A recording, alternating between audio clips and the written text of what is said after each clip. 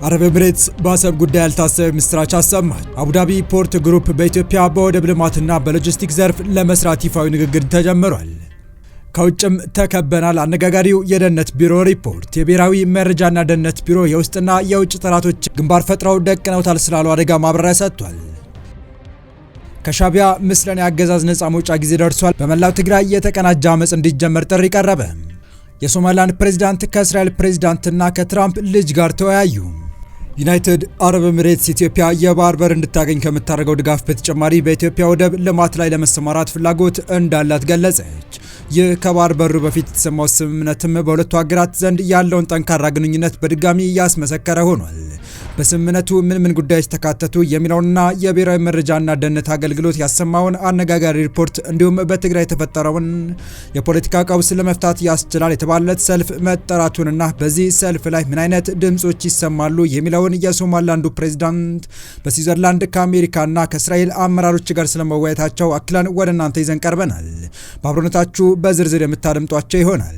ሰላም ውድ የሁሉ ዴይሊ ቤተሰቦች እንደምናላችሁ፣ ቻናሉን ሰብስክራይብ፣ ላይክ፣ ሼር ያደርጋችሁ እስከ መረጃዎቻችን ፍጻሜ አብራችሁን ቆዩ።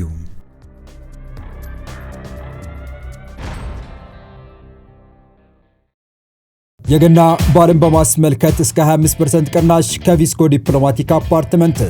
ሳይቶቻችን የሚገኙት የሎኬሽን ማተርስ ጥቅም በመገንዘብ የአዲስ አበባ ማዕከል በተደረገው ቁጥር 1 ሳይት 2 ቤዝመንት ፕላስ ግራውንድ ፕላስ 18 ከቴራስ ጋር ሲሆን እንደዚህ ጥንቅቅ ተደርገው የተገነቡ ባለ 3 ሌክዠሪ አፓርትመንት ቤቶች የሚገኙት መስቀል ፍላወር ድሪምላይነር ሆቴል ፊት ለፊት ናዝራ ሆቴል ጀርባ በአራቱም አቅጣጫ ከበቂ በላይ መግቢያ ያለው ዲፕሎማቶች የታዋቂ ሰዎች መኖሪያ በሆነው አካባቢ ሲሆን ባለ 3 መኝታ በ153 እና በ167 ካሬ ያለቁ ዲጂታል ኢካርት ያላቸው ቤቶች እንዲሁም ቁጥር 2 ሳይታችን ኦሎምፒያ ጋዜቦ ወይም ዋሽንግተን አደባባይ አጠገብ አስፋልት ዳር በግንባታ ሽያጭ ላይ ሲሆን ሞሉ 3 ቤዝመንት ፕላስ ግራውንድ ፕላስ 25 የሆነ የንግድና መኖሪያ ቅይጥ ግንባታ የያዘና ድንቅ በሆነ ዲዛይን የተሰራ ሱቆችና ባለ 1 እና ባለ 2 መኝታ አፓርታማ የያዘ ሲሆን እስከ 25% ቅናሽ ይዘንላችሁ መጥተናል።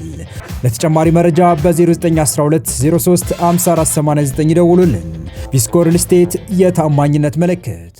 አቡዳቢ ፖርት ግሩፕ በኢትዮጵያ በወደብ ልማትና በሎጂስቲክ ዘርፍ ለመስራት ፍላጎቱን ገለጸ። አቡዳቢ ፖርት ግሩፕ በኢትዮጵያ በወደብ ልማትና በሎጂስቲክ ዘርፍ በስፋት ለመስራት ፍላጎት እንዳለው ገልጿል። በተባበሩት አረብ ኤሚሬቶች የኢትዮጵያ አምባሳደር ጀማል በከር አቡዳቢ ፖርት ግሩፕ ዋና ስራ አስፈጻሚ ካፒቴን መሐመድ ጁማ አልሻምሲ ጋር በዘርፉ በጋራ በመስራት በሚቻልባቸው ጉዳዮች ላይ መክረዋል። ውይይቱ ኢትዮጵያ በቀጠናው ያላትን የንግድና ሎጂስቲክስ ፍላጎት ከአቡዳቢ ፖርት ግሩፕ ዓለም አቀፍ ተሞክሮ ጋር በማስተሳሰር በጋራ መስራት በሚቻልባቸው ሁኔታዎች ላይ ያተኮረ ነበር። አምባሳደር ጀማል በከር ኢትዮጵያ በምስራቅ አፍሪካ ያላትን ግዙፍ የገበያ አቅምና ለንግድ እንቅስቃሴው ምቹ እንዲሆን እየተከናወኑ ያሉ የሎጂስቲክስ ማሻሻያዎችን አስረድተዋል።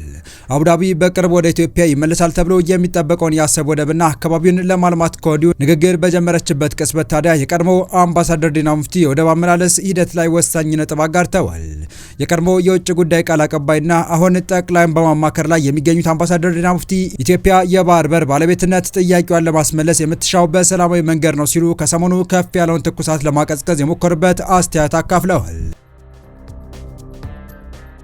የኢትዮጵያ የባህር በር ባለቤትነት ጥያቄ ከፖለቲካዊና ኢኮኖሚያዊ ፍላጎት ባለፈ የሀገሪቱ የህልውና ጉዳይ ነው። ዓለም በፍትሃዊ ጥያቄነቱ ያመነበትና ድጋፍ እያደረገበት ያለው የኢትዮጵያ የባህር በር ባለቤትነት ጥያቄ ሀገሪቱ ረጅም ጊዜ ታጥራ ከቆየችበት የጂኦግራፊ እስረኝነት የሚያላቅቃት ነው። ከኢቢሲ የሀገር ጉዳይ መሰናዶ ጋር ቆይታ ያደረጉት በህዝብ ተወካዮች ምክር ቤት የውጭ ግንኙነትና ሰላም ጉዳዮች ቋሚ ኮሚቴ አባል አምባሳደር ዲና ሙፍቲ ኢትዮጵያ የህልውና ጉዳይ የሆነውን የባህር በር ባለቤትነት ጥያቄ ማስመለስ የምትሻው ሰላማዊ በሆነ መንገድ ነው ብለዋል። ሀገር የባህር በር ሲኖራት በሚነቃቃው ኢኮኖሚዋ የምታረጋግጠው ሉዓላዊነት በታሪክና በመልካም ምድር አቀማመጥ የሚደገፍ መሆኑን አመላክተዋል።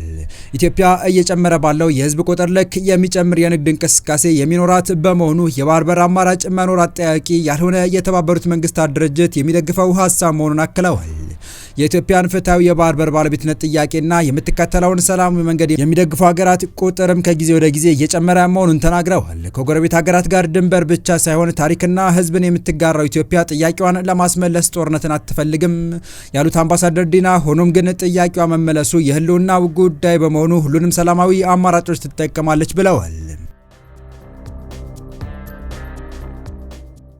በቀጣይ መረጃ በትግራይ ህወሓት ላይ የአመፅ ጥሪ ቀረበ። 6 የሚሆኑ የትግራይ ፓርቲዎች ህወሓትን አስጠንቅቀዋል። ከሻዕቢያና ፋኖ ጋር ፈጥሮታል ያሉትን ቅንጅትን በአስቸኳይ ያቁም በማለት መግለጫ አሰራጭተዋል።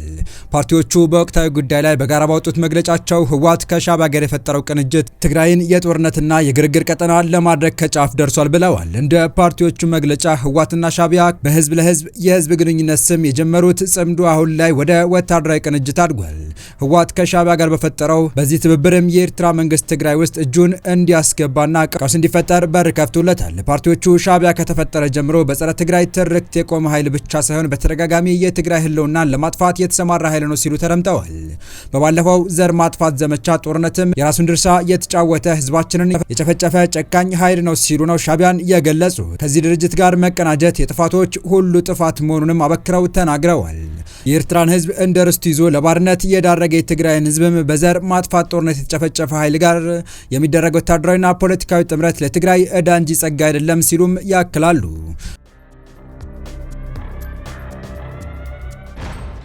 ፓርቲዎቹ በትግራይ የተፈጠረውን ሁለንተናዊ ቀውስ እንዲባባስ እየሰራ ይገኛል ሲሉ ህወሓትን የወነጀሉት ሲሆን የትግራይን ሰላማዊ ፖለቲካዊ ምህዳርም በሩን ከርችሞበታል ብለዋል።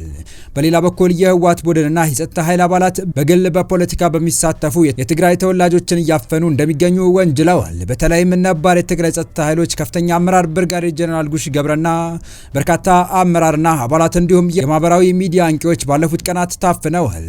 የህወሓትና ሻዕቢያ ጽምዶ ተቋም የፖለቲካ ፓርቲ አመራሮች በግል በማህበራዊ ሚዲያ አንቂዎች የጸጥታ አካላት አመራርና አባላት ላይ እንዲሁም ሌሎች ይህንን የሚቃወሙ ወገኖች ላይ ሊቀጥል እንደሚችልም ጠቁመዋል። ፓርቲዎቹ የህወሓትና ሻዕቢያ ወታደራዊ ቅንጅት እንዲቆምና ተቃውሞ በማሰማታቸው የታሰሩት ጄኔራልና ሌሎች አካላትም እንዲፈቱ ጠይቀዋል።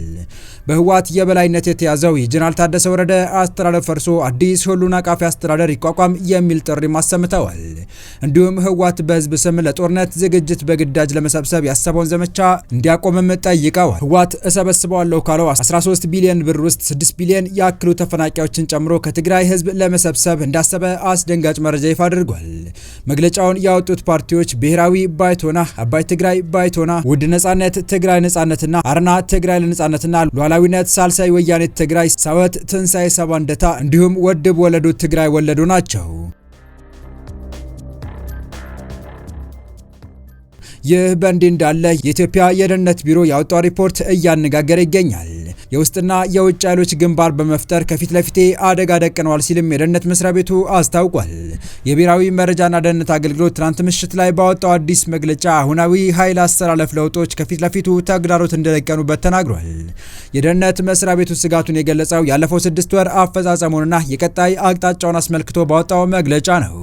አሁንም የውስጥና የውጭ ኃይሎች የፈጠሩትን ግንባር እንዲሁም ቀጠናውን የኃይል ፍጥጫ በማድረግ አሁንም የውስጥና የውጭ ኃይሎች የፈጠሩት ግንባር በቀጠናው የኃይል አስተላለፍ ፍጥጫ ፈጥሯል ያለው መግለጫው ይህም ተግዳሮት እንደሆነ በመግለጫው አንስቷል። በኢትዮጵያ መንግስት ላይ ግንባር ፈጥሯል የተባሉት የውስጥና የውጭ ኃይሎች ሰላምና ጸጥታ የማጽናት ሂደት ያልተዋጠላቸው አካላት ናቸው ብሏል። ይሁን እንጂ ግንባር ፈጥሯል የተባሉት የውስጥና የውጭ ኃይሎች ማንነት በደህንነት መስሪያ ቤቱ መግለጫ ላይ በውል አልተገለጸም። ምንም እንኳን መስሪያ ቤቱ በውል ባይገልጻቸውም የሀገር ውስጥ የመንግስት ስጋት ፈጣሪዎች በዋናነት የታጠቁ አማጺ ኃይላት ናቸው። የደህንነት መስሪያ ቤቱ በሀገር ውስጥ የሚንቀሳቀሱ ስጋት ናቸው ያላቸውን ኃይሎች በማዳከም ረገድ መሰረታዊ ለውጥ ማስመዝገቡንም ጠቁሟል። የታጣቂ ኃይሎች ላይ ከሚወሰዱ እርምጃዎች በተጨማሪ ትጥቅ ፈተው ወደ ሰላም እንዲመለሱ የደህንነት መስሪያ ቤቱ ስምሪት ወሳኝ ሚና አለውም ተብሏል። የታጠቁ ኃይሎች ወደ ሰላም እንዲመለሱ ስምሪት እየወሰደ መሆኑንም የጠቆመው የደህንነት ቢሮ ከመንግስት ጋር ተደራድረው ገቡ በሚባሉ ታጣቂዎች ውስጥ የደህንነት መረቡ ሚና እንዳለበትም ገልጸዋል። የደህንነት መስሪያ ቤቱ የወደፊት ስጋት ነው ያለውን የውስጥና የውጭ ኃይሎች ግንባር መፍጠርና ቀጠናዊ ኃይል አስተላለፍ ፍጥጫዎች ሲሆን እነዚህም ለመሻገር ተዘጋጅቻለሁ ብሏል። በተለይም የውስጥና የውጭ ኃይሎች ፈጥረውታል ያለው ግንባር ሊያስከትል የሚችለውን ጫና ለመቋቋም በደህንነት መረቡ ሰብሮ ለመውጣት ተቋማዊ ዝግጅትን ተገንብቷል ይላል።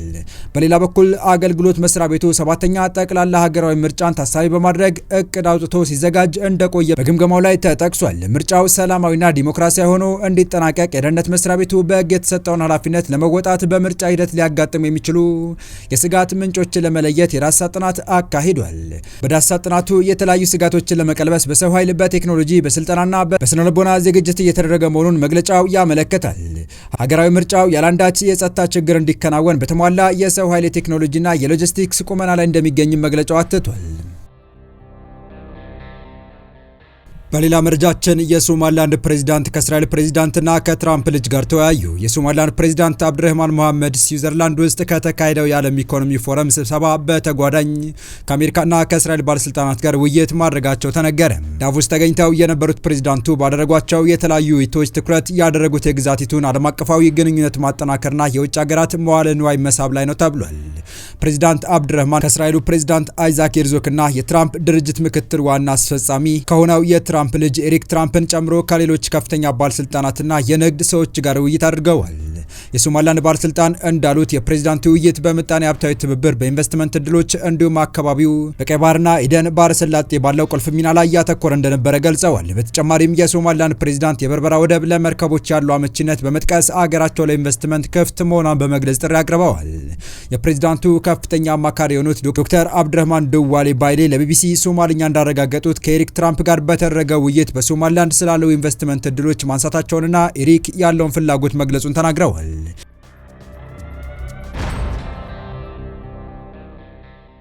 የተወደዳችሁ የቻናላችን ቤተሰቦች ለአሁኑ ለእናንተ ይመጥናሉ ብታደምጧቸው ታተርፉባችኋላችሁ ብለን የመረጥንላችሁ ዕለታዊ መረጃዎቻችን እስካሁን ያደመጣችኋቸው ነበሩ። በተመሳሳይ ሀገራዊና ቀጠናዊ ጉዳዮች እንዲሁም ዓለም አቀፋዊ የጂኦፖለቲካ ወታደራዊና አነጋጋሪ ክስተቶችን ለበለት ተከታትለን በትኩስ ይዘን እንደምንቀርብ እያሳወቅን የቻናሉ ቤተሰብ ካላችሁ ሰብስክራይብ፣ ቪዲዮን ላይክ እና ሼር በማድረግ ተደራሽነታችን ታሰፉ ዘንድ አክብሮታዊ ግብዣችን ነው። አበቃን። ሰናይ ጊዜን ተመኘን።